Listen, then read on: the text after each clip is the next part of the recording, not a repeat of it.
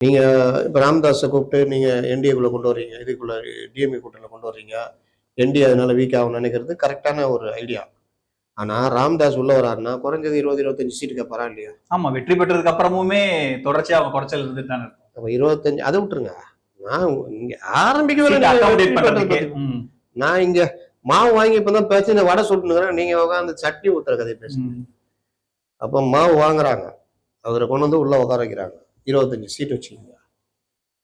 காங்கிரஸ் என்ன யோசிக்கும்? எனக்கு ஒரு 50 பாரு எப்படி சிலுவை சுமந்துக்கிறேன், அப்படியே ஒரு பக்கம் இறங்கிடுச்சு.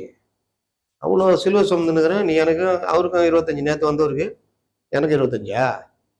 நான் பேர் இயக்கம் காங்கிரஸ் பேர் இயக்கம் 60 கொடு.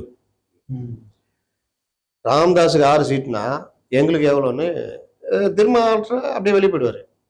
உடனே தாவேக்கா போறா வச்சுக்கோங்க, என்ன வாங்கினா 20 சீட்டு வச்சிங்கண்ணா, ஏன்னா எங்களுக்கு 234 ஆள் தேர்ந்துக்கிறோம்.